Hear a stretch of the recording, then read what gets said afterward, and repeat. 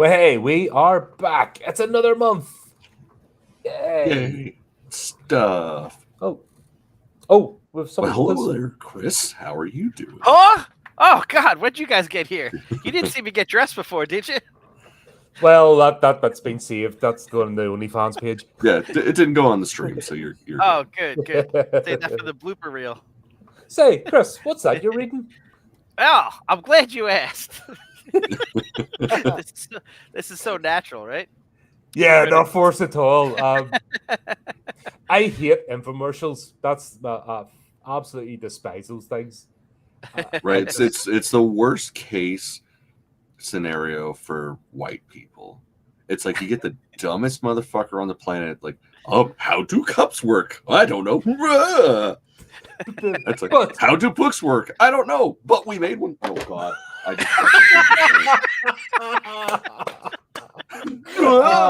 I'm glad Cam brought that up. It bounces really well. So It does. Look at this shit.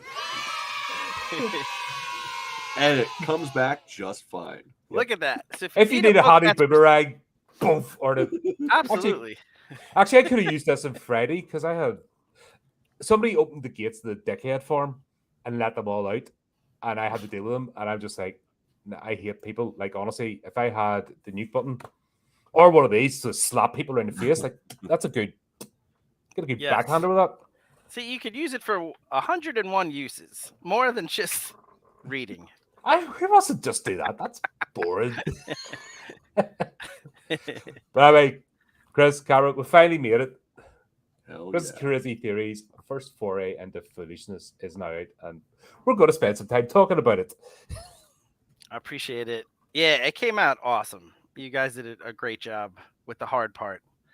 I just wrote bullshit, but you guys did a great job with the actual look of it. It came out really cool. It looks good.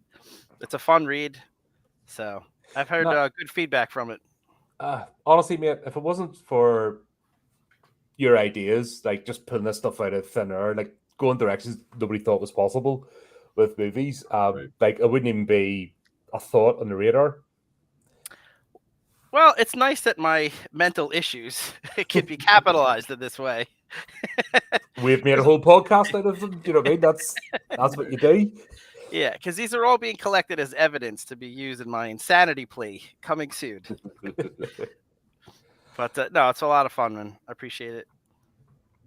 And Cam rocked it with the art. I don't want to know if you want to skip ahead. That was a lot of fun. A lot of shit I never thought I'd ever do, but yeah, a lot of fun. That's half the battle, isn't it? You know, enjoying what you do. Because when things become a slog or a chore, then you've got another job. You know, the whole point of this is to actually take something, you know, have a bit of catharsis, think about things, but actually make it into something tangible as well, you know, so that we're not completely wasting our time. Sort of feel like we're being productive, not just big kids. Yeah, I've said it for a while. Like, I have a job. You guys get to, you know, do a lot more of this stuff, but I have a job that is anti-creativity. It's very repetitive. You actually get punished for being creative because you have to do the same for every person. I work in insurance, if anyone doesn't know, whatever. So you have to do the same thing because you forget one person and then it's a big deal that you didn't do the exact same thing. So it basically, it's soul sucking is the best way to put it. So to have this outlet, to get to hang out with you guys, to get to do something fun, has just been awesome.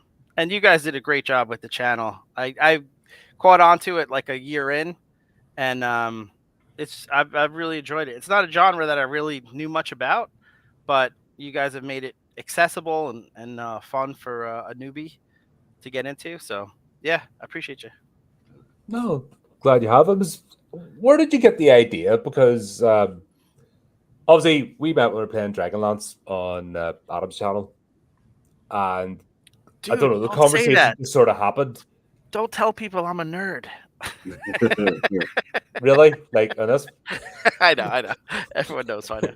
Yeah, we all wear shirt and tie. We just take our shirts and ties off today, you know. Beer. Philosophy, beer. Yeah, that's us. Yep. No nerds here. No. The shenanigans in. Yay, appreciate you. So, Yeah, Tell me I'm feeling kind of surrounded. One of us. One of us.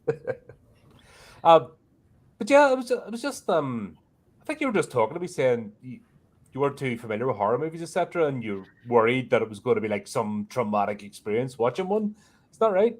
Yeah, so you mentioned right, because we met during the Dragonlance, which was a lot of fun, that Adam had hosted, and you had mentioned that you had a channel with Cam, and it was a horror, channel, and I was like, yeah, it's not really my favorite genre. I was more into like sci-fi and comedy and things like that. But then you mentioned there's like so many different aspects. It's not just slashers, and you said like there's comedy horror is actually a pretty robust genre. There's a lot of them, and you started to mention some movies. I was like, yeah, I have seen that. That's true, I have seen that. And of course everyone's seen like Gremlins and Killer Clowns and things like that. And then before I realized that I actually had seen a lot more than I realized. And I think that's how it came about. You were kind enough to invite me onto a stream to review Killer Clowns, which I know Cam is not happy about. It's one of his favorite movies. really is. But I think Yeah, that's how it all started. that is definitely that's one from my childhood. Just one that just sticks with you. It's just so much fun remembering everything about it and the costumes and the ideas and just like the 80s were a special time. Can't say that enough. And the more I see what's going on today, it's like, oh, I was so lucky growing up when I grew up. It's that sort of thing. I never thought I'd be one of those people, but Right. when you see the sort of whiny, just miserable bastards that populate the world today with nothing to whine and be miserable about, you're like, fuck off. This is why I'm happier than you, sort of thing. I can Yeah. like deal with life for the point anyway, but like life as a struggle. But nobody ever told me it was otherwise. If that makes sense, growing up. Yeah, yeah. But that's what's great about horror is there's so many different aspects that you may not like one particular type, like you may not like Saw movies or whatever, but you could see, something else that appeals to you. So that's what's great. It's very diverse. But that was an interesting thing as well, because when we did that first review, that's what basically started this all off. You just decided to throw this theory in, and I'm like, oh, this is a new thing. Where'd that come from? What is that something you've always done, or what? Where Yeah, did that sort of spark, come from? yeah. Where did your mental degradation start? So, yeah, basically, I have this thing that my wife and a buddy of mine makes fun of me, where I'll buy into the premise of the movie that no matter how ridiculous it is. But then there's one aspect to it that I'll complain about. It's like, well, this doesn't make sense. And then so for example, take a movie like Reign of Fire, very underrated. Matthew McConaughey. It's about Christian dragons. Bale. Yep. Yeah, very very cool movie. Which is that's those have been my type of movies, up until now. And so I'll be watching something like that, and I'm like, I don't get that the dragon would have to take so long to regenerate his breath weapon. Something like that'll bother me. And they'll be like, you realize this is a movie about dragons flying around, and you're like annoyed at like the coloring or some stupid aspect. So that's always been like a thing as I watch movies. Like I get hung up on like one little aspect, but the rest of the premise I'm totally buy into. So I think with the Killer Clowns, it was the first time I actually got to articulate it, whereas maybe I kept it to myself and just wondered a little bit as I watch movies. So there is something about reviewing it. Cam, I bet, well, you let me know if you feel the same way. It does, make you think about the movie differently than if you were just watching it. Yeah, of course. Yeah, you have to look at it critically versus just appreciating it for what it is. Yeah, and sometimes that's the rabbit hole you go down as a reviewer, because it's hard to switch that part of your brain off once it gets activated. Like it's just, it's there, and you have to actually make a constant, just a concerted effort to go, right, this is just for fun, start drilling now. you know that sort of thing, because you have to actually make a point of, right, I'm not like, I just want noise and shiny lights. Yeah, exactly. It's a different like mental muscle that you have to use when you're reviewing to look at it, you know, differently and think about it more cohesively. Yeah, I really enjoy it, but you're right. It's tough to turn off once you start going that way. So that started becoming a regular thing. Yeah, just every 2 weeks we just started, okay, let's get a list, let's go through some random movies and have a look. Did you feel, because you'd done the first one, that you were obligated, or was it just something you've always wanted to do? It is something that I've always done naturally just from watching movies. Like I think about, okay, if you're gonna have, let's say, the killer clowns from outer space, just as the first example, like why is it that they just disappear when you shoot them in the nose?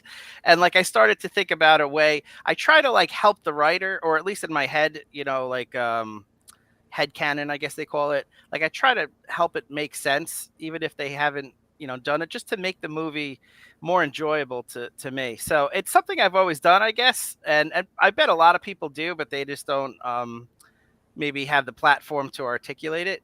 I think the thing that maybe I do is I tend to go down a rabbit hole a little bit further to a really bad place to try to figure it all out.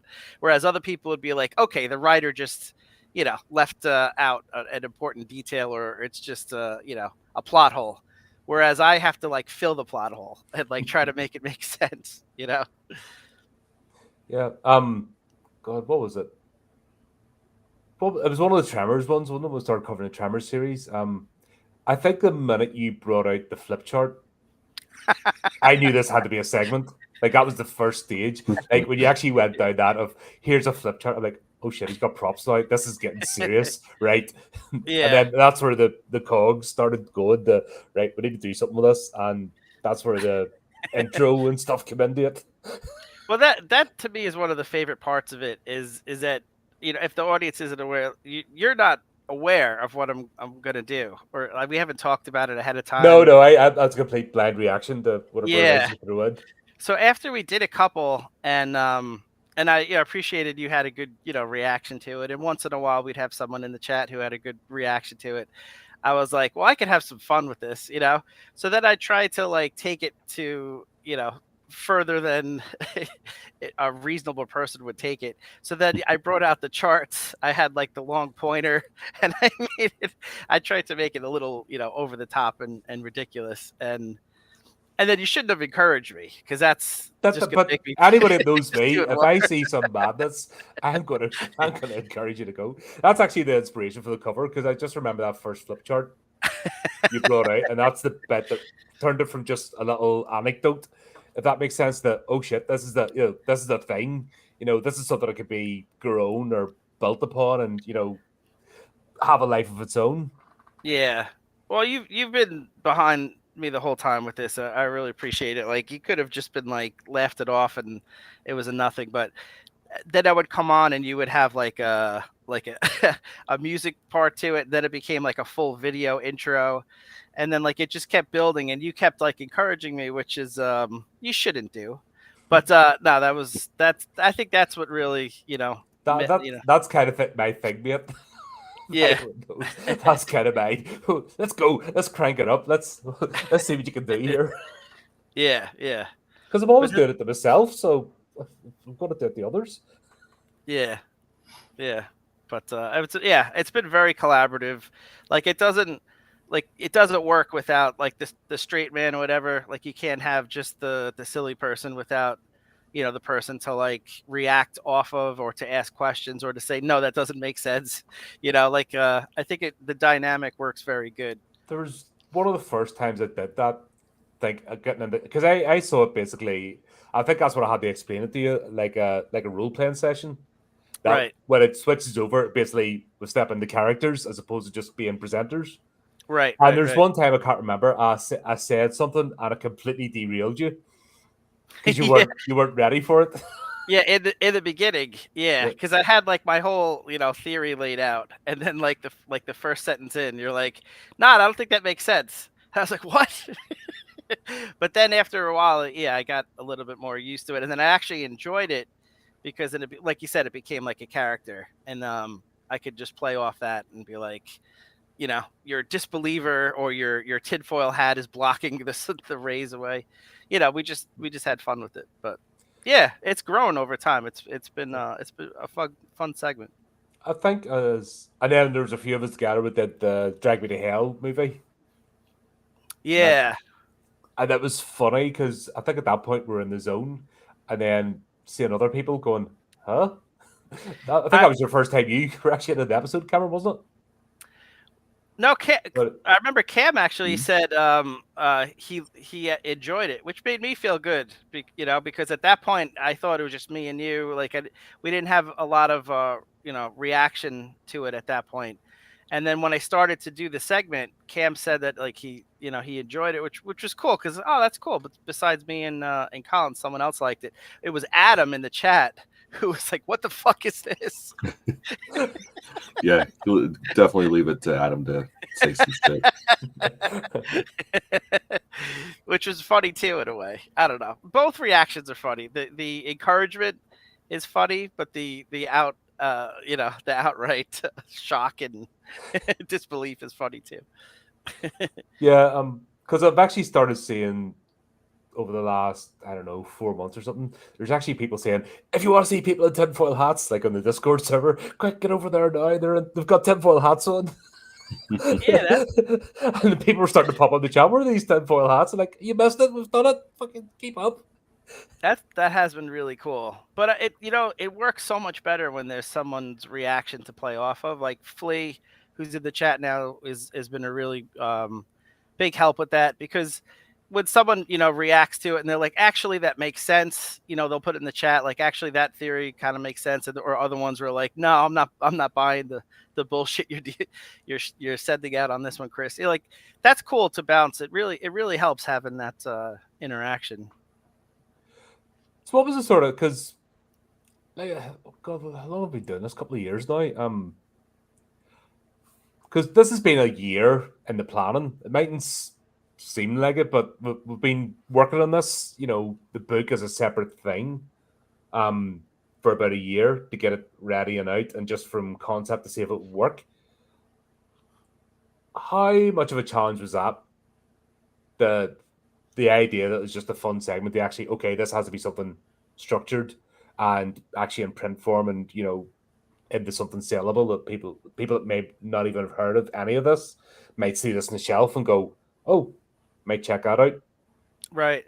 Yeah, it's a different challenge because in my mind it's always been like a visual gag, and like something like with the flip charts and stuff like that. Like, I thought it worked well to see it as a sight gag, but I wasn't sure how it was going to translate to book form. And in some cases it translates really well because you're able to kind of extrapolate a little bit more on the theory, because we're recording this live. It's not like something that we pre-record and edit and have second, third takes. And this may be a shock to you, but I'm not very good as far as the speaking goes. So I'm not, I stutter more than most, and sometimes I trip over my words and stuff like that. Sometimes there's like a really great point in my theory that I completely omitted because I just that's the beauty, right? I appreciate it. So that's the beauty of live recording and podcasting. So to actually have time to think about the theory and like actually put it into words where it makes more sense and go into detail, it actually works really well from that aspect. But again, not, to go back to the art, I think that's what makes the book too. Like, that's something you can't get with just the video. Like, it's a way of encapsulating the fun aspect of the theories into like a sight gag that relates to each individual theory. So to me, the selling point is that's a great example. Well, the best part of it wasn't just doing it. Like, that shit was fucking fun as hell. But the best part was, I think it was like the second or third one in, where you're like, oh wait, you keep using my face why don't you just draw the thing? And it's like, motherfucker, it's a book about you. Obviously, the pictures are going to be you. And, having you as a muse was fantastic. That was a whole thing in the background, actually. I don't know whether that should be released as a photo book or I should put that as an appendix at the end. But Chris, do this. Chris, get in the shower and do this. Like that was one of the. No. Here's the thing. He went above and beyond because I just asked for specific poses for his face because I'd have an idea of like, I'd quickly read through the theory. Because it's different listening to shit versus actually reading it. Like it's completely different mediums, isn't it? So it's like, all right, this is exactly where this is going in my head. So it's like, Chris, do this. And then it'd be like, I need you to pretend you're singing. And then next thing we know, get a picture of him in the shower singing. It's like, all right. Is there any other way? I mean, that's how you do it. Oh yeah, I think I mentioned it in one of the text chains. I was like, this is totally eliminated any possibility of like a political career down the road or any kind of like civil service. Like Cam has so many pictures of me that could be used as a, make me hostage. Well, in the UK, being a pervert is actually a requirement to go into Parliament. Oh, good. No, I mean, it's the same here. It's just that house is just for the deviants. Honestly, and the thing is, they're all ugly bastards as well, which just makes it even more. When the news stories break like every month of them up to something, you're like, oh god. So Cam has a whole file called Chris's blackmail. Anytime he needs Pretty to much. use it. Pretty much. But that's a good point. Actually, they're two completely different Is it? mediums. Oh. Yeah. No, prepared. And I'd seen there was a point where the lines were starting to get blurred a bit. The theories were starting to come like 20 minutes something. Was that you having to adjust? Because we had a chat about it. Remember that? Was that you adjust from writing mode to performing mode? And I think that's the difference as well between a novel and a film script. And that's where a lot of adaptations have a problem. And I think that's something it was interesting to encounter it in real time, where initially you're writing them as basically a film script, a visual gag, a reel. Yeah. And then because you were getting into book writing, novel writing territory, that was actually starting to come across 100%. And then it was only one or two of them, and then it was like, oh, what's happening here? And then you even said it. We had the conversation. Like, oh, these are getting longer. Like you're in book writing mode. That's why a novelist will blah blah blah blah blah blah blah. But on a film, for example, or this, it's only like a couple of seconds. Yeah, that's a great point. Yeah, it was definitely bleeding into the book writing aspect was bleeding into the visual part. I think it was a Resident Evil one. And I had a theory that went on for like 20 minutes on screen. And one of the cool things that you've been doing is you've been isolating just that part and releasing it on the channel as just that. So I'm able to just watch it back. And I was like, yeah, it doesn't work. Like, people's attention isn't that long. You don't have to go. First of all, it's made up. Spoiler alert. These theories are not always accurate. So you don't have to do 25 minutes of bullshit. You can do 10 and it works even better. So yeah, I had to kind of like retrain my mind. Like there's the visual one. You don't have to, go into the weeds as much. But when you're doing the book, you do want to explain it a little bit more. And that's the benefit of the book is that, it's more accessible because you could read the full theory in 5-10 minutes, but visually it would be, if you played it out, it would take 20 minutes, so I love the way that you'd go off on a tangent and you'll mention a philosopher or a period in history or something, and actually one of the ones you did was for the secret episode. If you get this book, there's a couple of secret episodes that aren't actually available on the channel. You only get to see them if you're in the book. If you read the book, you get the link to that one, and yeah, you go off like in this, go like really serious, a moment of history or a philosopher, and then you just come back off the chart. Like Are you looking for that hook, or does it come naturally? Like how does that come about? Yeah, I think I don't know where I can't say where it came from, but the idea behind it is that if you're trying to sell a lie or you're trying to sell bullshit, anytime you could add in some actual facts, like maybe there was like an old saying that if you Like tell like the seven George truths and P. a Mitchell reference, for example, yeah, the I father think of fracking. You know, yeah, I feel like if you tell seven truths and a lie, you're able to bury the lie a little bit and hide it. So the idea being is like with some of the stuff, if I'm able to mix in some actual facts, it just gives the theory more weight, even if the connection between the fact and the theory is tenuous. It does tend to help it a little bit, and then that became a fun aspect too. Like not that we're looking to be educational, but if it's on topic and relates to the theory, and you could learn something too, why not?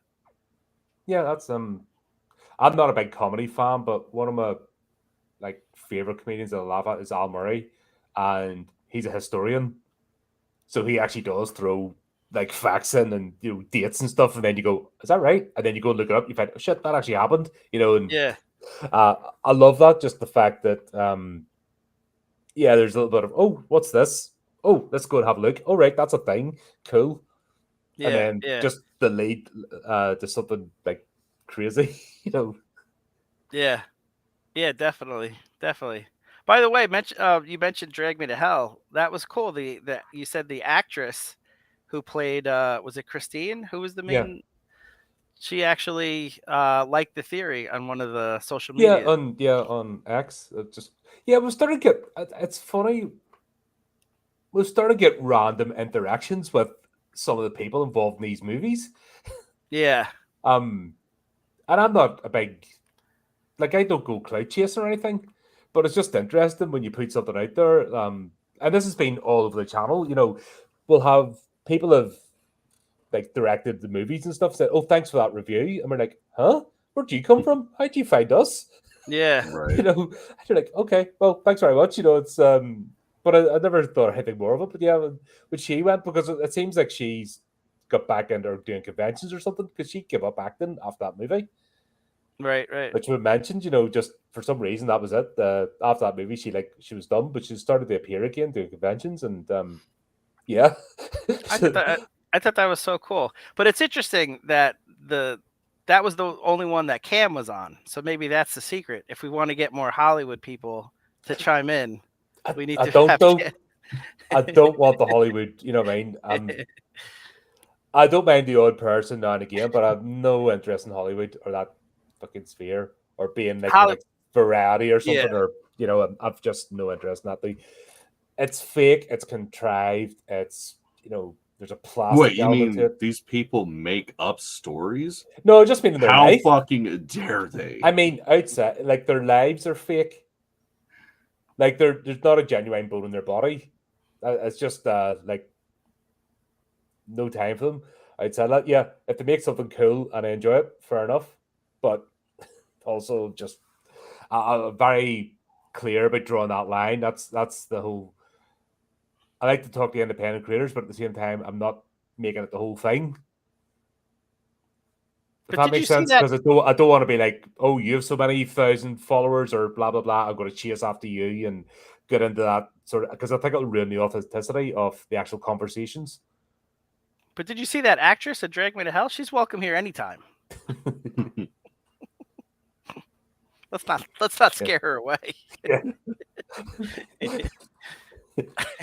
What was your most challenging theory so far? What was one like you're just like, no, Oh, no.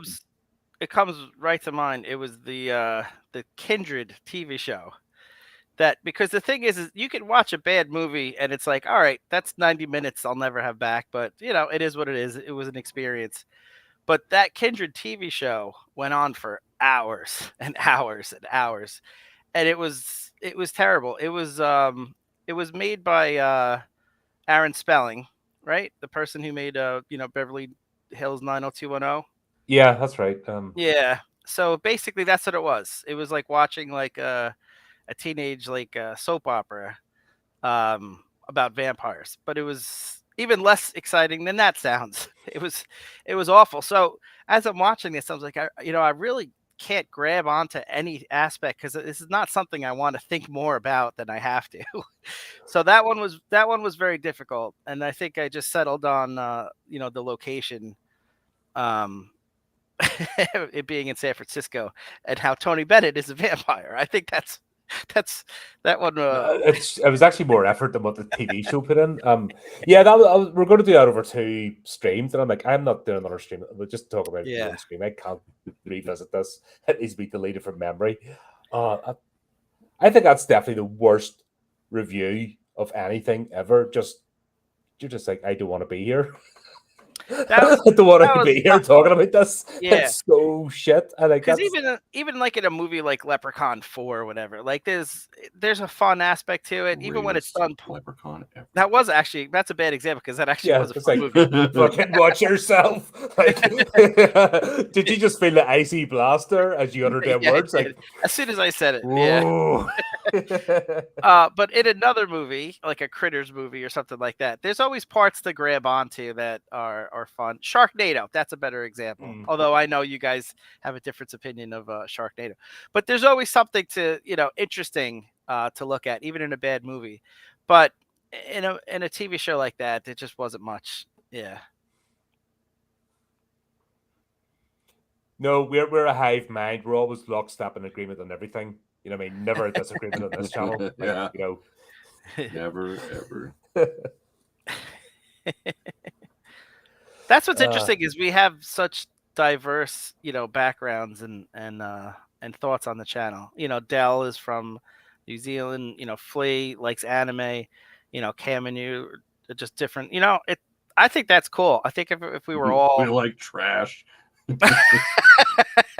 I think if we were all like from the same area and had the same background and the same experiences, like a lot of podcasts are, friends that live close together or have experienced the same thing. Like it's kind of vanilla, So that's one of the things I like about the channel is you get such a difference of perspectives. It would be boring otherwise.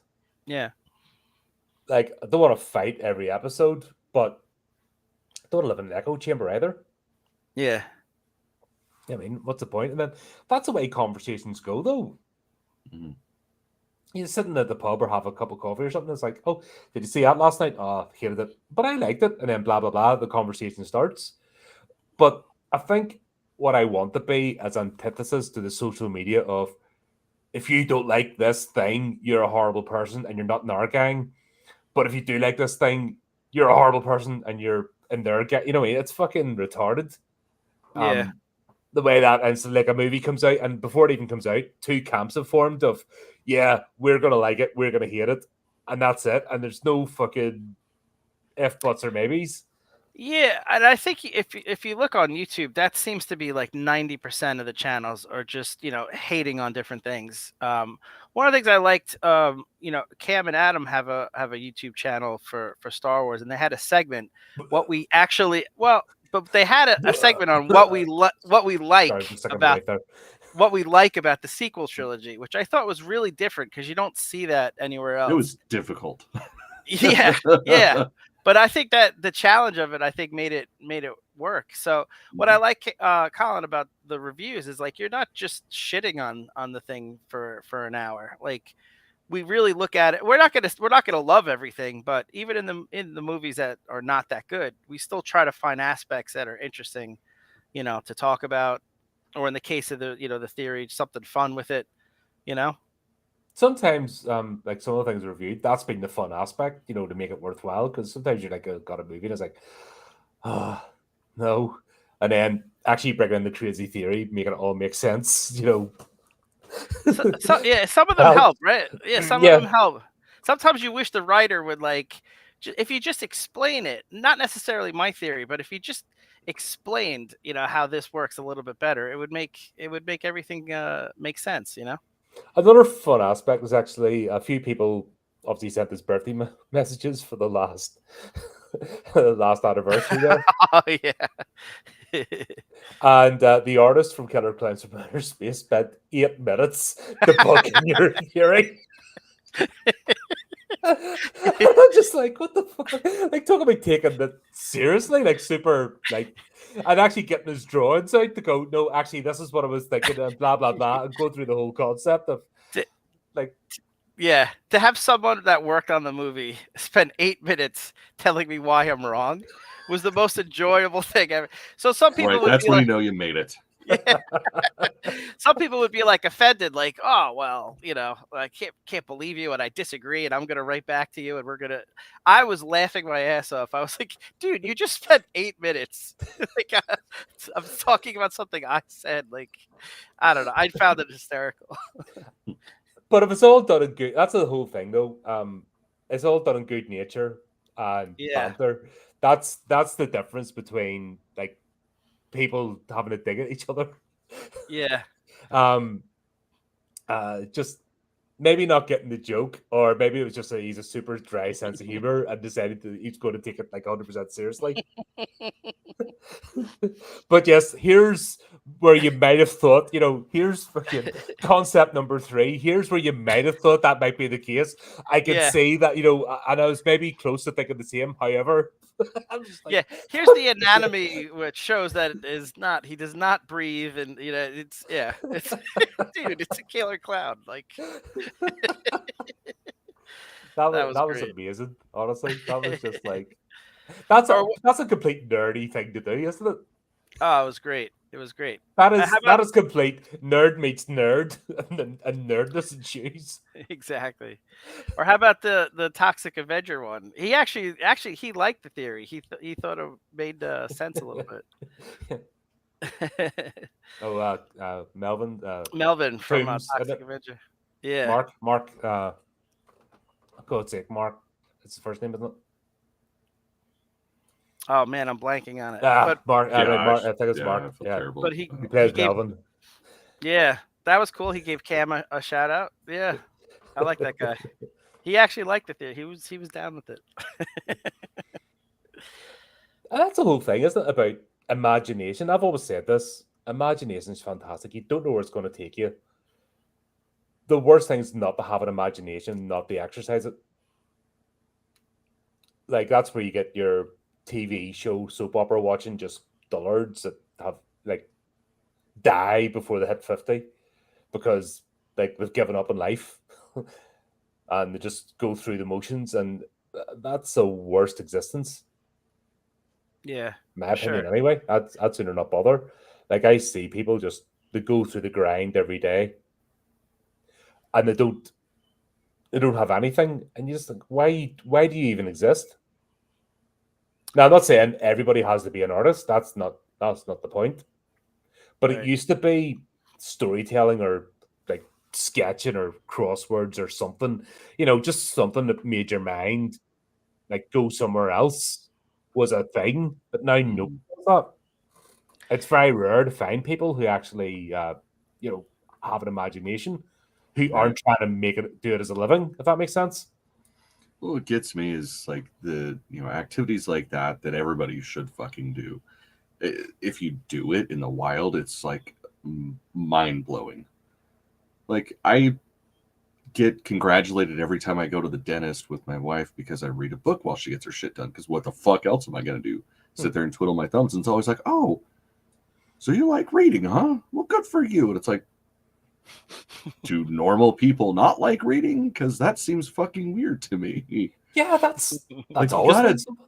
work your mind in some fucking way, whether it's experiencing someone else's creativity or you being creative. I used to get shit for that when I was in the army. Because I'd have a book in a fucking Ziploc, you know what I mean? Mhm. And would be not out, obviously next, but like right in the ranges and stuff.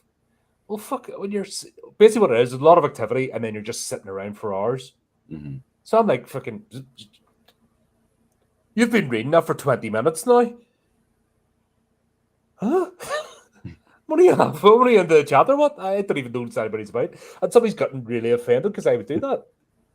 Like, you fucking mental.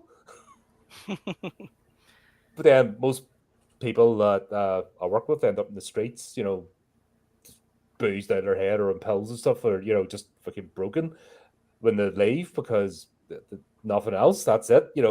Once it finished, once their time was done, they didn't know what else to do because they never exercised their imagination. So Wait, you just said most people that work with you end up boozing or on the streets? yeah, that might be a contributing factor. Yeah. I'm not the easiest person to work with, and definitely not the easiest person to live with either. So I get that. There, you guys know, fucking 5 years. You know what I mean? I am not. I am not the easiest person. I know that. I try to temper it. I always try to not be me as often because I don't know, just like things done a certain way and that, and if I'm going on a certain path, I don't like to be derailed or at least give a chance to think about it to change course. I definitely don't do drama. I can't be arsed. That's instant fucking do one. I just can't be annoyed. But that's the thing though. That's what this is about. It's not being that. It's having a bit of fun, just talking about things, and whether liking them or not, just having that conversation as opposed to fucking blah, blah, blah, blah, blah, blah. Yeah, for sure. And I would say, if you're watching a movie or a book or TV, whatever it is, and instead of like seeing like a plot hole and like just being like, oh, that sucks, I didn't explain that. I think it's a fun way of enjoying entertainment to think about ways where it makes sense or come up with your own, theories as to, all right, they didn't explain it, but what if this, and this happened? And that's the reason why the character's doing this or the creature's doing this. I think it certainly helped for me enjoy a lot of movies, which aren't always the best, some of the B horror movies, not Leprechaun 4, which is a classic, but some of the other ones. Well recovered. By the way, the DHL people contacted me. They're not happy. But but I just think it's a fun way of just enjoying entertainment, So I encourage people, as you're watching movies and you come across a plot hole or something a movie that just doesn't really make sense in your head, come up with your own ideas as to why it would work. And if they had done it a little bit differently or something in the background that's off camera that helps it make sense. I think it's a fun way of enjoying these things. Well, also, I'm glad that there's something about an idea concept becoming a physical form. Definitely. That's when the thing becomes real. And it's not just pipe dreams. That makes sense. Yeah. And there's got to be a movie. I mean, we've picked movies that are, very widely known, very accessible. Beetlejuice is one that you have to, you have to have the book to see.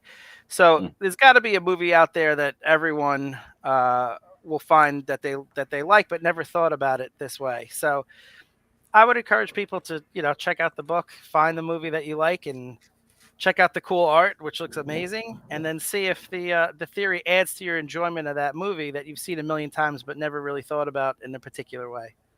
Or even if you didn't enjoy the movie, does it give you like a different appreciation? That's always fun too, because it has happened a couple of times with me. It's like, oh right, that actually made it more fun than the especially if I'm not enjoying something or not, like the fucking Sharknado ones. Oh my god, like that was a slog. I hated my life at the end of that. Fucking fantastic.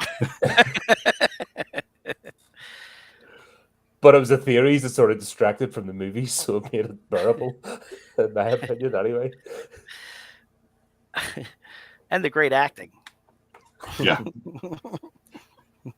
Yeah, okay. Tara Reid is a national treasure. Thank you very much. They even exported her to Australia. That was something else. That one was But there you go. Thanks for coming on, Chris. Anyway, and thanks. I know you've got stuff to do today, and you give up some of your time to jump on here to talk about it. And yes, do it. Look, I don't want to oversell it, but now that you've seen this video, if you don't buy this book, in 3 days your genitalia will burn up. That's Save yourself. I mean, that's just how science works. Yeah, unfortunately, I couldn't find a way to get a tinfoil hat, package it up. That would be like the deluxe edition. Maybe, Right. That'd be cool. maybe if, here's the thing, folks. If you buy this stuff, the money's all get into the next crazy project. That's the way it works with us. Is I don't do sensible things like spend money on myself. I come up with like dafter ideas of here we could do this. We could make shiny stuff. We could do box sets. And we could do this, and that's where I kind of my brain's at. Yeah. So Or yeah, I love that idea. Or if there's like a movie that's a favorite movie of yours that you'd like to, have reviewed, you could ask, Cam or Colin to do that. Or if you want a theory about it, you could put that in the chat and we'll try to, we could be like a short order service thing. yeah, thanks, buddy. Appreciate it. Thanks, Flea. Glad you Appreciate enjoyed it, it. man. Really. Yeah. Yeah, that was it. Didn't want to make it over long or over complicated. It was just fun. That's the whole point of it. Just I didn't want to. That was another thing we talked about, wasn't it? That we didn't want to overdo it. Make like overextended chapters and deviate too much away from the actual videos themselves as well. That was another sort of challenge. Yeah. All about Definitely. striking But that balance. I think it's a fun entry. Seriously, even if I wasn't, on the cover, I actually this would be something that I would enjoy. I think it's just a fun way of experiencing movies differently. And I hope people check it out. I hope they like it and hope we get to do more. Excellent. Well, that'll be plans for the 2026 get started. But yeah, thanks, buddy. Thanks for coming on. And Appreciate it. yeah, talking of comedy horror and stem the theme, we're now going to step into the vault. Hell yeah. Appreciate it. Good seeing you, Cam. Good seeing you, Colin. See you soon.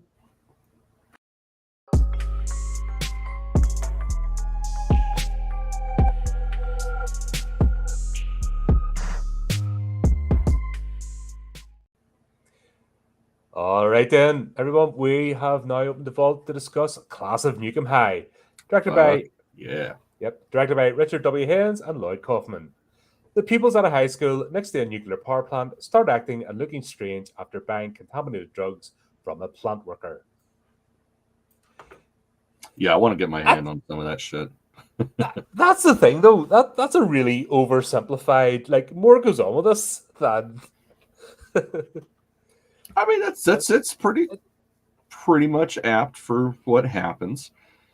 I mean, a bunch of kids start smoking radioactive pot and wacky antics ensue. That was a funny thing. I was expecting them to be passed everywhere, but oh my god, the prices the cretins were charging! Oh my god, that was borderline. That shit is ridiculous. Like, all right, full transparency. I buy pot legally because, well, that's legal.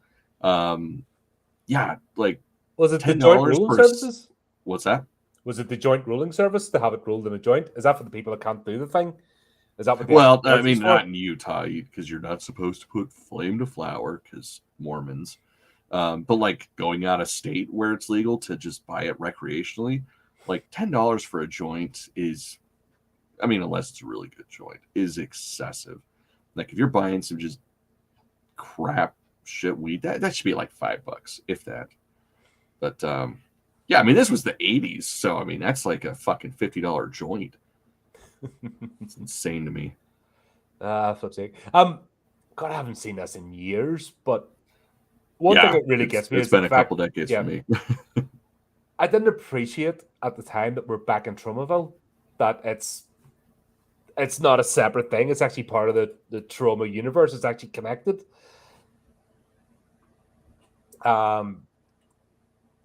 Which I thought there would be more. I know they use some of the same actors in different roles, but I'm surprised he didn't. Maybe it's that thinking wasn't there of, we must connect everything, and we didn't get. Well, I mean, this is pretty shortly after the first one. Plus, this technically isn't Lloyd Kaufman. He co-directed under a pseudonym, so it was mostly the main director's vision. It's just Lloyd was sort of there basically doing pickups and also being like essentially like the on-set producer type thing. So like it's definitely before they really realized what they had with the brand. All right,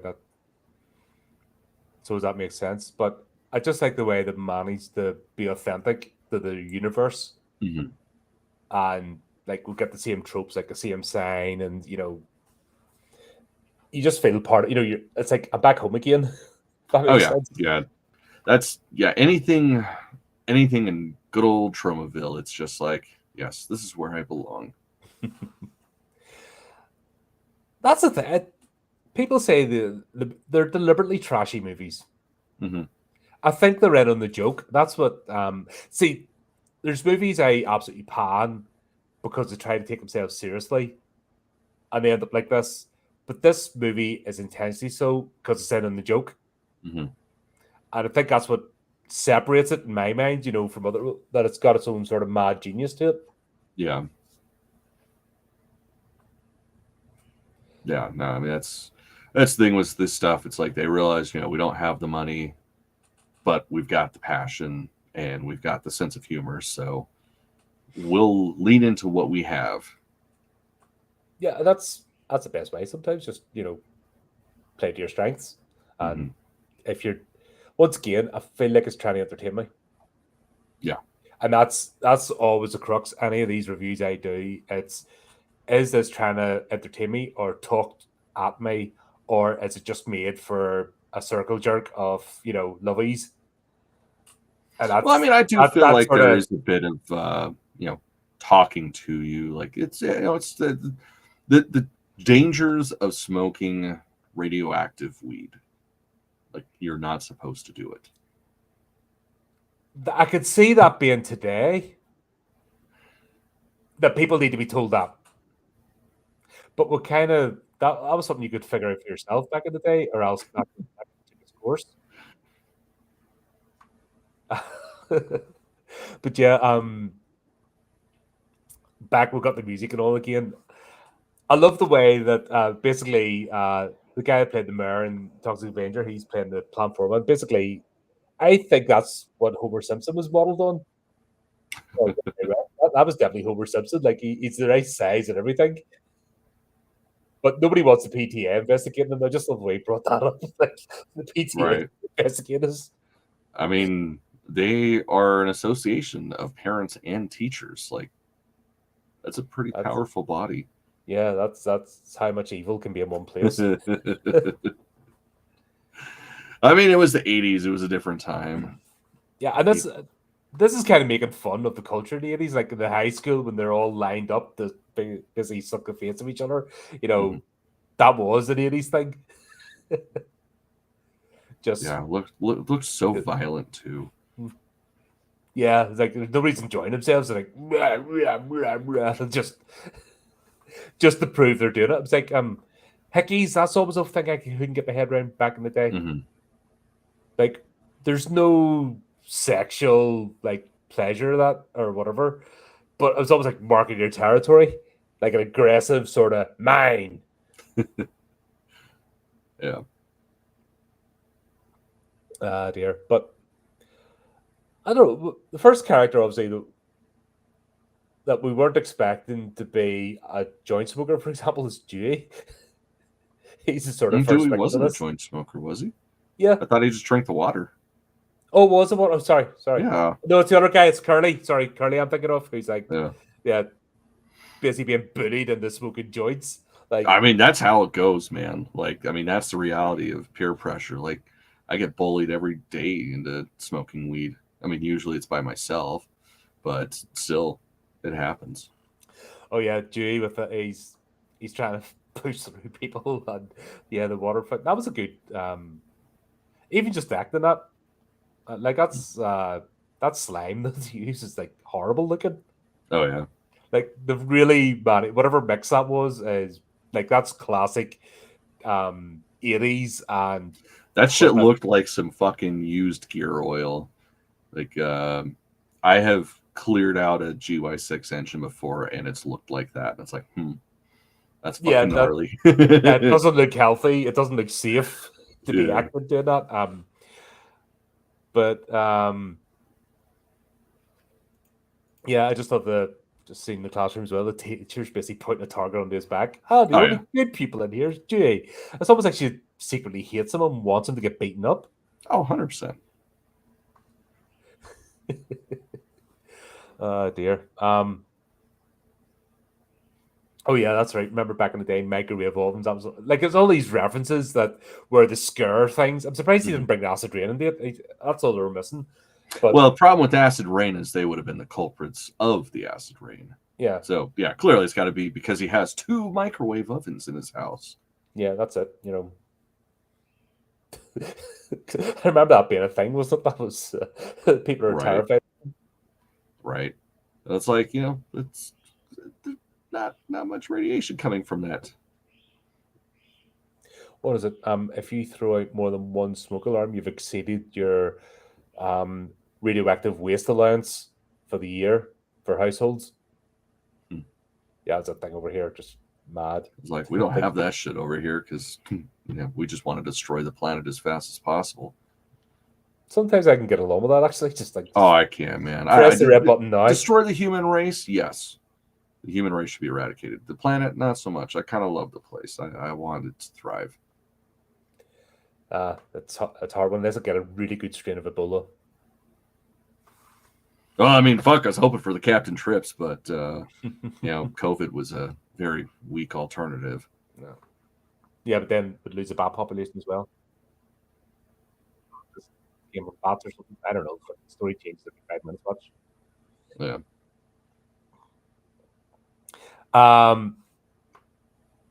But yeah, Weedhead, Curly. They're just basically, you will buy this joint off me for $10. Well, hold on. I feel like we're skipping over some shit. So you have a note here saying every school needs a nuclear fallout shelter. Goddamn, my American just came out there. Did the schools you go to not have fallout shelters? No, because every school I went to had a fallout shelter. Honestly, yeah, like no shit. But no, that to be fair, most of the schools I went to were built in the 50s. So that was a legit scare. No, we actually had our schools bombed. Like legit bombs went off in our schools. Like we had well, that's true. I guess that makes sense. So we never had a nuclear, which is strange. We went out into the car park because with the back car, every time a bomb was found or device or booby trap car was parked outside, we'd have to go to the back car park at the back of the football fields because somehow that made it safer. Yeah, that sounds about right. Because they definitely couldn't put a bomb out there. No, it was didn't help as well. The school I went to was next to one of the main police stations in the holding center for interrogating terrorists and the missile factory. Like, fantastic. I mean, the two were like next to each other, next to our school. So it was always targeted. We spent more time in the car park. And the bad's like, hold on. They're blowing up. They're trying to. Sometimes they're actually trying to blow up a school. That was the thing. And then it would either be the police station, which wasn't as bad, but when it's like they were trying to blow up the bomb, because it would get back to us where the bomb was, right? Into the missile factory this time. It's like, yeah, if that goes off, we're not we're not doing too well out here. Right. Yeah, I remember having drills over shit like that after September 11th shit happened.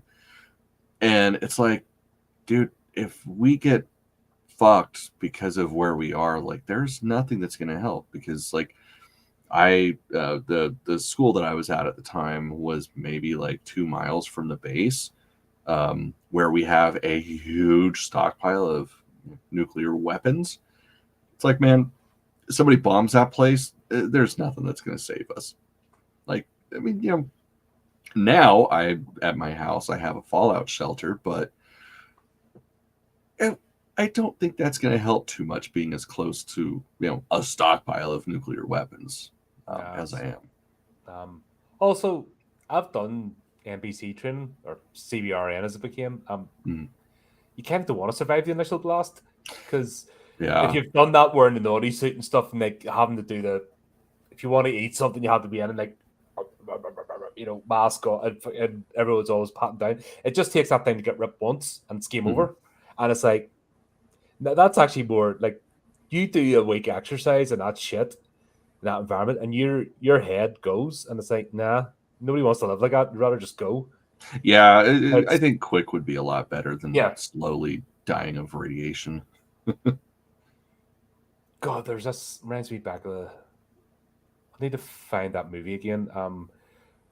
Where the group of people end up in a fallout shelter that this guy, survivalist guy, built at the bottom of their apartment complex, and it just devolves as a fucking 2 hour plus movie.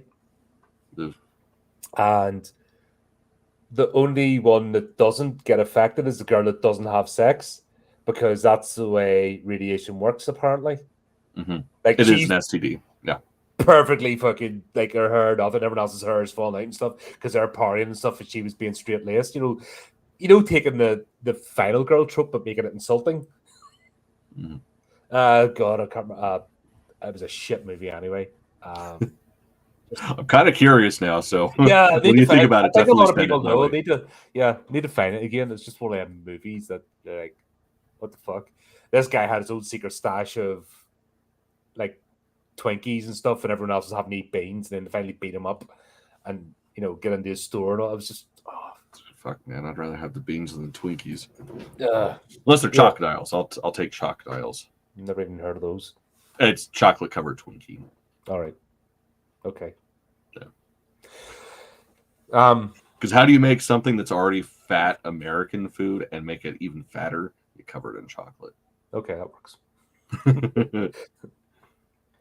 Oh man. But yeah, this is just, we're getting overstimulated with everything going on at once. It's one of them sort of, he's got lots going on, and the just chaos of the school is enough. Never mind adding nuclear radiation to it. But yeah, Dewey just getting like foaming at the mouth and just starting to kill people, and then just dying. The jump out the window and everything. It's just right. I love that gag of as his face is melting and shit. It's so basic. Just having somebody use their arms in front of a mannequin, but God, I don't know. There's something about that always gets it for me. Like, I love that shit. The cretins in this, like, we get introduced to the cretins who were the debating society. Mm-hmm. Yeah, the honor roll. Yeah. Yep. I think debate and everything, like, this is a flower. No, it's not. It's a piece of wood or something. That would turn your head after a while. Like, you see what debaters get on like, and the ones that go on TV panels and stuff, like, they're broken. Mm-hmm. They're broken in the head because they always have to win the argument, and that's the only way their brain switched. And another reason I don't do TV is because it's populated with those sort of people. And yeah, I could see Wait, you just that's how you took it? It was because they're the goody two shoes they became that way? Because I just assumed it was due to the radiation. Like, no. I just put it that they were spending all the time being in debating society, and that just breaks your brain. Gotcha. And eventually they just had like a mass psychosis in their group and went, fuck it. Yeah, I just kind of figured it was the radiation, especially because the one dude has tits. Well, that might have been a side effect. That was a side effect of being a grumpalump. Yep. Maybe it accelerated the process. Yeah, because back to that idiot, that just is still rattling about my head from Friday. That's the way they are. Just everything has to have an answer, and you're like, what do you actually want? What do you want? Like, what? I don't want to carry on this conversation anymore. What do you want? Well, them sort of people, and they just want to keep talking at you, and you're like, fucking get out of my face. That's, if you're like that on the other side of it, like, at some point, if a bit of self-awareness comes in or what, your brain has to break, and then you become the antithesis to everything. Now I think that was them just going, nah, we're not doing this shit anymore. Is this the rest of our lives? No. Punk. I can 100% see that. Fair enough.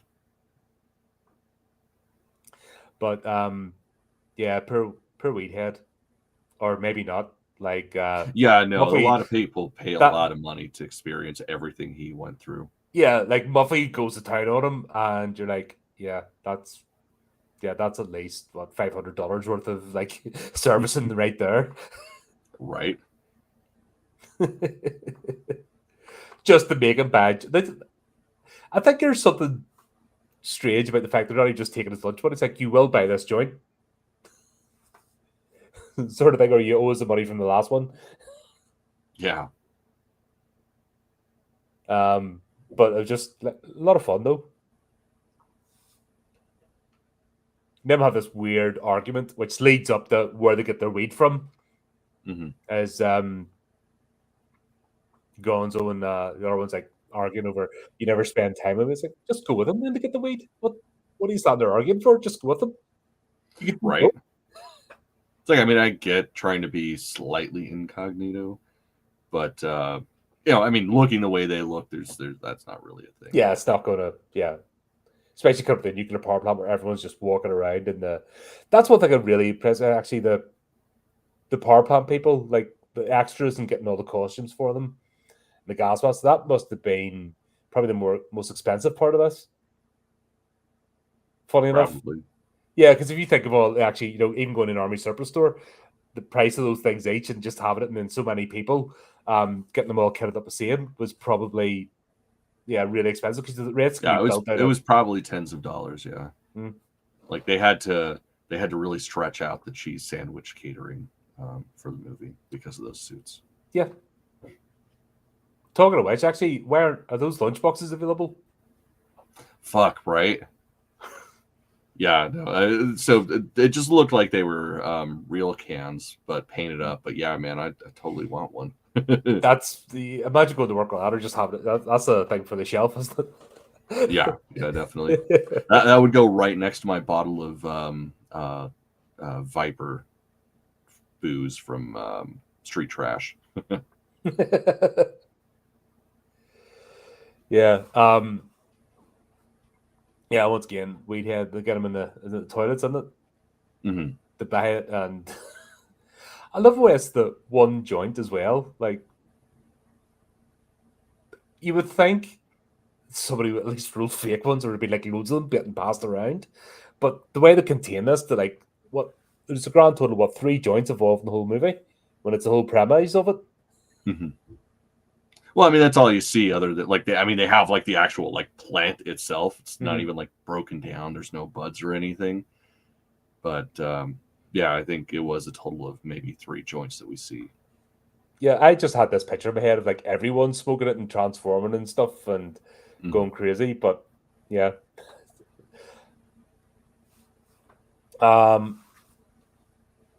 we meet Warren and Chrissy, who do not fit in that school whatsoever. No, it's and just makes their presence even that much better. Yeah, like they should be at the local prep school or something, But when you see Chrissy's house, actually, you realize, nah, it's obviously they can't afford to do that. But yeah, they're the couple, the goody two shoes couple, madly in love, and they're both waiting for the right time. God, yeah, I love that. Back and forth when they're talking to their friends about wanting to get laid, but they're so nervous, or the other is so nervous and shy. It's like, that's fucking hilarious because it's like that is straight up high school. Yeah, I mean, just reality in general. It's like most people just want to have sex, but people have their issues with it. Yeah, that's it, and they make a big thing, and especially when it comes to, I've found when people try to make sex a social thing, that's all people talk about. People in various things, that's all they fucking talk about. That's where it gets warped, because it stops being about just enjoying the act. It becomes about like fucking challenges, and well, I've done this and I've done that, and blah blah blah blah blah. And here's this term, you're not doing it correctly if you don't do it this way. What the fuck? Fucking just bump and grind and have fun and fuck off, Right. Social media, hey, what it's done to us. Yeah. But I love the fact that the 2 comedy relief characters, can't remember their names, the 2 dipshits, they buy their 1 joint, and they basically let Chrissy and Warren smoke it. Right. At the party. Yeah. They don't even do it themselves. It's like, oh, I know what to do. I'm trying to get laid, but I want these two who are already in a couple. Like, I'm the single person. I want to get laid, but the two that are a couple want them to get laid more, which is going to happen anyway if they're together. Do you know what I mean? Just by rolling the dice. One day they're going to bump uglies. You know, it's just on the cards more than somebody who's single. But that's what they say to do with their $20 joint. Yeah. Yeah, man, that's some expensive shit. Yeah. But I love the transformation, even though it was a dream sequence. I love the transformations. Well, I mean, was it really a dream sequence though, or did they just end up back in their bed? It was left a bit ambiguous. Like yeah, that was my thing. Was like I couldn't tell if it was because again, it's been decades since I've seen this. Whether that was their imagined, that like you said, a dream, or if it was one of those things where that happened, but they wound up back in bed because it's shown later on in the movie that they can switch between the transformation and back and stuff. Mm-hmm. Yeah, I don't know. I was just it seemed a lot of effects appealing just for a dream sequence, and I thought that was good. I basically thought we were going to get, especially with Warren, I thought we were going to get a Toxic Avenger-esque character. The transform when needed to, and the reaction of like automatons. I thought it was going to be something like that, but it kind of didn't go anywhere. No, I mean it kind of did At the beginning, but then it just sort of. Oh well, not at the beginning, yeah. But when he actually needed to be able to transform, like when the take over the high school stuff, it didn't happen. I thought it was going to be like full transformation into a new. I don't know. I thought we were going to get a new hero. Like I said, I know there's about 3 of these movies, isn't there? 3 or 4 of them. There's 3 in this series, and then there's the Return series, where I believe there's 2. Right. So, I thought that Warren was going to become like a Toxic Avenger character, but it's like they were shying away from that, maybe because they didn't want to repeat. They didn't want it to be too similar. Probably.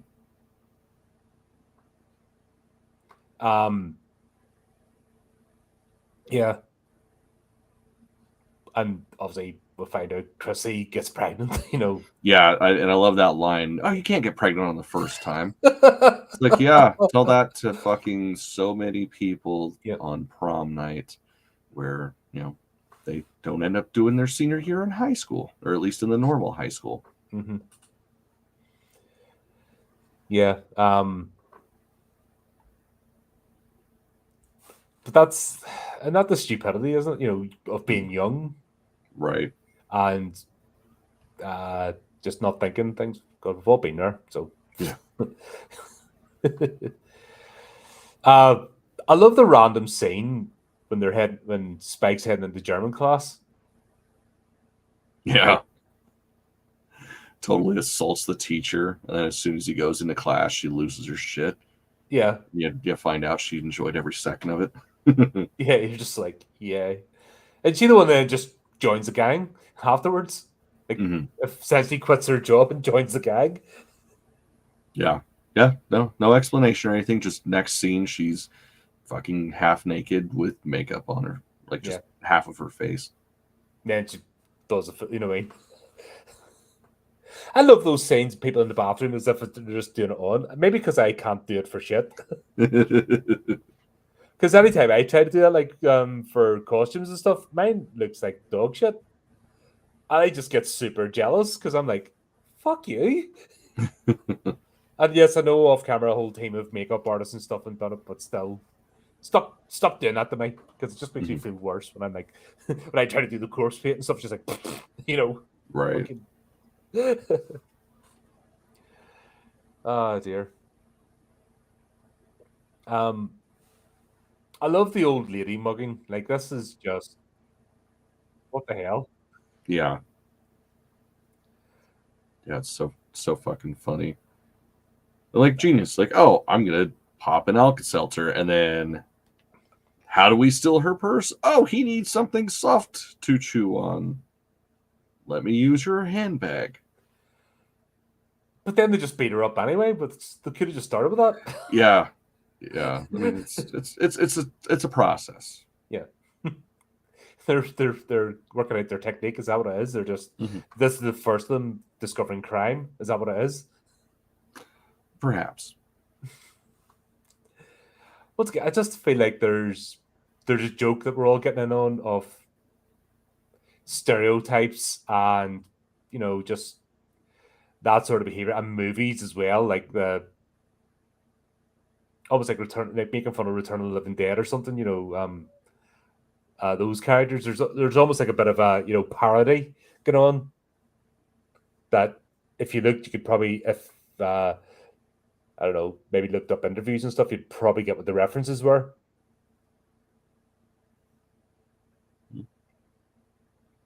If that makes sense. Maybe. Yeah. Okay. You're making this really easy for me.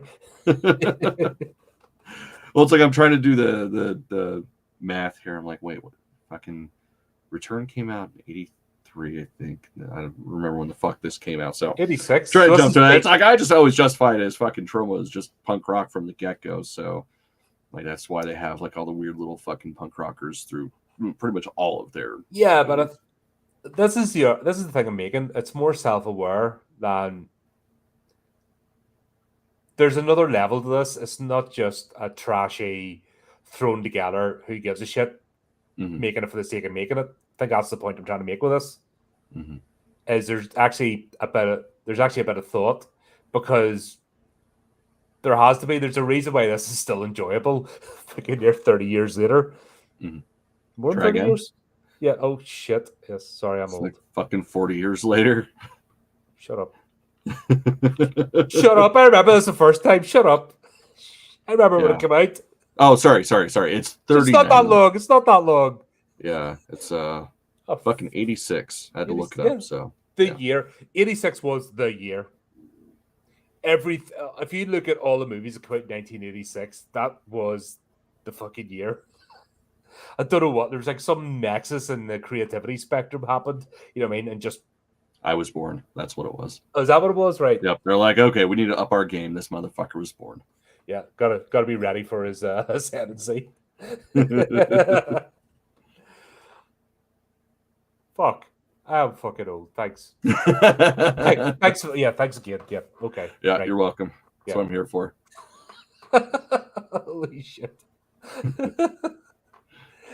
That was only 15 years ago. Drag it. Oh, fuck. Yeah. No, as much as we try to pretend that's the case, unfortunately, it is not. Yeah. This is where the movie sort of, like, Warren transforming, as and when, and reverting back to his form. It starts off going this direction, and then it just completely changes. I don't know why they dropped that bit or what was going on. Because it looked like it was going to go that direction, if that makes sense. Just him becoming a new Toxic Avenger type character. But instead, we go with Chrissy's birth demon. Yeah. Like, we've all been there. Yeah, of course. It's all fucking sticking out of her belly button and shit. Yeah. That was the dream sequence. Sure, didn't she? Oh, wait, that was the dream sequence. That was the dream sequence, but when the actual reality is like, we've dropped some kids off at the swimmers, like, and had a peek going, that comes Yeah. We've all done that. It's like, what just left me?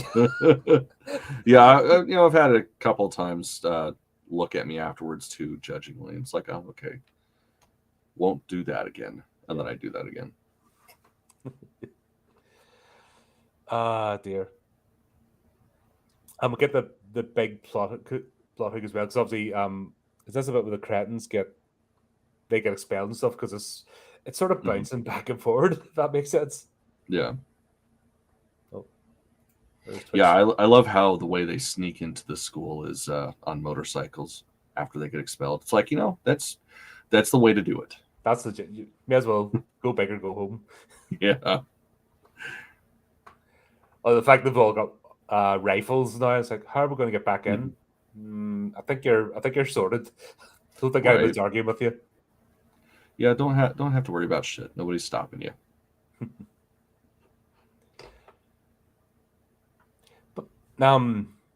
Yeah, it's just everything's building up to basically Warren's taken out a couple of them. Mm-hmm. They recognize him. They said they're going to get revenge, and the revenge is take over the whole school with this over elaborate plot. Yeah. Instead of just getting him outside his house or something or on the street. Yeah, which would be so much easier and nobody would be the wiser. Yeah. I love the fact we have this major plot hook in the science lab, like where you know exactly where it's going. Mm-hmm. Oh, laser, isotopes, explosion. Right, okay, that's how the movie's ending. Yep. Big setup, like the big wooden plank setup that whacks someone in the head. Mm-hmm. Yeah, I mean, sometimes you need it spelled out for you. Yep. And also the bit where before they get expelled, they get frisked. Like, is that illegal? Or are you just meant to switch off your brain and not worry about that? Oh, I'm sure at this point in time, yeah, I'm sure it was perfectly legal, especially the way that he was doing it. Full on hands right on Muffy's the bum. ass. Yeah, Yeah. it's like, yeah, okay, that's the way it is. I guess there's a wrongness like this is so many levels that you're like, oh, but you have to just switch off and don't think logically when you're watching these movies. Yeah, I mean, if you ever put on a trauma movie and you break it down logically, like you're already fucking missing the point. Yeah. This is you turn your brain off, you look at some fun images, you giggle, and that's about it. Yeah. But yeah, I just love where it's all decided. That's the whole elaborate plot. Take over the entire school, get everybody evacuated just so they can get revenge on Warren. And then we basically have the birth demon. It's been going around the sewers in the back. One thing that gets me is the way it goes from the toilets into the kitchen, like up into the food prep sink or the washing sink. You're like, oh god, no. Yeah. Yeah. Those two connect. Oh. Yeah, but totally not terrifying in any way, shape, or form. More terrifying than the actual demon is the fact that the plumbing from the fucking sewer, from the toilets, directly connects into the kitchen. Mm-hmm. Yeah, that's not going to do any harm. I almost feel at this point the power plant people are sort of shoved in, just I don't know, just for the chaos, is it? Or no, I mean, serve a purpose, Oh, of course, it's just to show that like the level of radiation that's leaking from the power plant is getting excessive because people they're in protective clothing and shit, or at least what you would imagine is protective clothing, are starting to drop. So it's just sort of a not so subtle way to explain that yes, the radio like the exposure is significant. Mm-hmm. So it's only going to get worse. Yeah, because it seems like at that point we could have just stepped back from the nuclear power plant and just carried on with the high school and just saw the fallout from it, not really have them involved. Yeah. Or maybe just everyone just wanted to carry on and do scenes. I mean, there's a bit of a party atmosphere in this movie. Anyway, that everyone's just there, that they're not really working. That they're just enjoying themselves. They just want to do more because reasons. Yeah, I mean, you watch any behind the scenes shit of what it's like to be on a trauma set. That's pretty much the case. Yeah, that's the impression. Like, I don't want to go home yet. Can I just do something else? I'm having fun. Yeah, no, this is the kind of shit you do for the love, because yeah, that's pretty much all you're getting out of it is the experience. Why does the plant manager change from his work suit to a tuxedo to go down to the school? Because reasons. It's gotta look super important. That was just like okay, and now he drives a fucking limo as well. Just like I didn't realize power plant manager was such an important position. Oh yeah. Yep, he's super up there. Like even the mayor and stuff doesn't like travel about, but the power plant manager does. Yeah, and then he's not even the man. He's like I said, he's like the supervisor. He's the Homer Simpson. He's not even the. He's the foreman. That's the word I'm looking for. Mm-hmm. But there you go. Get in the nuclear industry, folks. Apparently, if you're the foreman, you get the limo and you're go travel out in tux, like even more important than a state dignitary.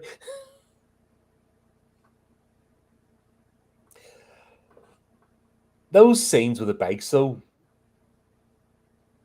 they I don't know. I think that's the most technical part of this. Just getting the scenes with the bikes in the corridor and zipping about, and nobody whacking themselves, against Yeah, man, walls that and shit stuff. would be terrifying being on that slick of a surface. Yeah, scramblers as well. You know what I mean?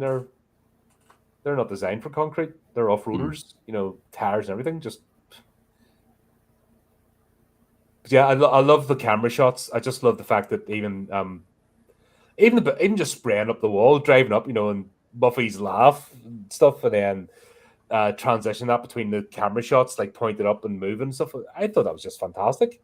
Mhm.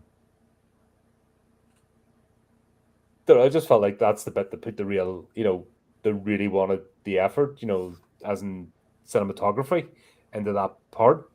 Yeah. Like everything else feels like it's happening. I'm not saying there's no effort put in, but it feels slapstick. But I think that the corridor scenes with the bikes, they really wanted to do something with it. Yeah, I mean, shit, it's the end of the movie. Mm-hmm. If you're gonna pull out all the stops, this is the time to do it. But yeah, of course, we finish off the birth demon is going around, and then I don't know if it turns on Chrissy or is just grabbing her, because it doesn't grab her the same intensity as everybody else. Yeah, no, We didn't get definitely not. at least we didn't get the alien resurrection, mama, crap, but I thought there might have been some understanding or something, a scene of the, my child, and then gets zapped with a laser. Mhm. That to me, that would have been a good scene with the foreman. He's the one that grabs the laser and shoots it, and then the whole thing blows up. But yeah, they'll be fun. But I do believe there's another level to this. Like I think when you're working with micro budgets and just trying to make something, that I think it activates a part of people where when we see the laziness, when people have too much money and too many resources, and you see the utter guff put out there, I think it stands up. Like honestly, with like mainstream productions, like you think of the effects and, like I said, the camera work and all, for what it is, I suppose there's a reason why these are like still loved today and rewatchable. Not only that, like infinitely re-releasable. Mm-hmm. Yeah, because once again, there's movies that'll like coming out now, age within a year. Mm-hmm. Like you watch it a year later, and it's aged horribly, and they're hundreds of millions of dollars. Mm-hmm. You pop this on anytime, and you're still going to love it. Oh yeah. There you go. Had a lot of fun. Hell yeah, good time. I'm always down for a trauma flick. Yep. But there you go. Just starting to fill up as well. Cool. Good to see more folks coming on. Just having wee conversations to the side there, but we're talking shite. Well, that's a thing. Makes the channel alive. You know what I mean? But there you go. Well, that's us for another one. Hell yeah. Yep. Thanks everyone for turning up. Great to see you. And don't forget, buy the book. Yes. Buy it. Get it. Buy the book. Buy it. Make us not rich, but commissions and stuff. But yeah. Obviously, this goes up. We'll start looking at planning the next one. And yeah, always more down the pipeline. But there you go. Until next time, keep updated with the channel, do the technical things, and remember to keep it creepy. And keep it horrific.